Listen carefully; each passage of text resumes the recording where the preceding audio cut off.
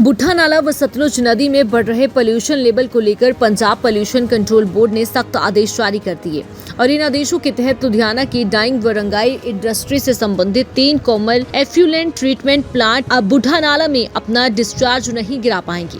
यह आदेश पीपीसीबी के चेयरमैन आदर्श पॉल विज की ओर से पर्सनल हियरिंग के तहत जारी किया गया। इन आदेशों के तहत पीपीसीबी की ओर से तीनों सीईटीपी को दी गई कंसेंटें भी रद्द कर दी गई हैं, यानी शहर में अब चल रही सभी डाइंग इंडस्ट्री बिना कंसेंट की इलीगल ढंग से चलाई जा रही हैं। लुधियाना में कोई भी डाइंग इंडस्ट्री सीईटीपी जिसमें बहादुर के का 15 mld, ताजपुर का 50 mld और फोकल पॉइंट का 30 mld सीईटीपी शामिल है, डिस्चार्ज एफ्लुएंट स्टैंडर्ड को पूरा नहीं कर रहे, जिसके चलते अब उनकी मुश्किलें बढ़ती नजर आ रही हैं। अगर हम इन आदेशों को सही मायनों में समझे तो आज पूरे शहर की डाइंग इंडस्ट्री नहीं चलाई जा सकती। इसका बड़ा कारण है कि जिन सीईटीपी से ये इंडस्ट्री जुड़ी है उनकी कंसेंट खत्म हो चुकी है या रद्द की जा चुकी है। इनकी आउटलेट से निकलने वाला डिस्चार्ज भी बुढ़ा नाला या किसी अन्य सरफेस वाटर बॉडी में नहीं गिराया जा सकता।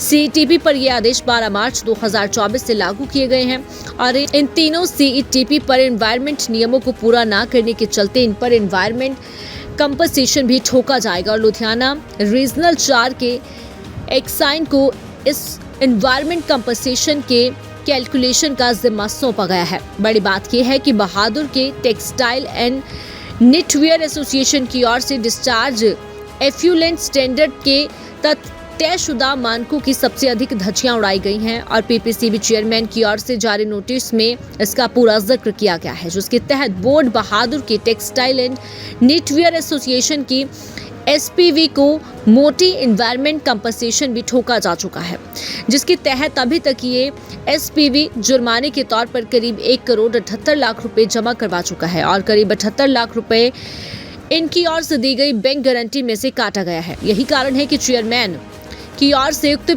एसपीवी को पर्सन हियरिंग के जरिए 4 बार बुलाया गया, लेकिन उक्त एसपीवी का कोई नुमाइंदा इस हियरिंग में नहीं पहुंचा। वही कारोबारी व ताजपुर रोड एसपीवी और फोकल पॉइंट एसपीवी के पदाधिकारी बॉबी जिंदल और राहुल वर्मा ने इन आदेशों को गलत बताया। बॉबी जिंदल ने कहा कि मामला पहले से कोर्ट में विचाराधीन है, इसी बीच ये आदेश करना गलत है।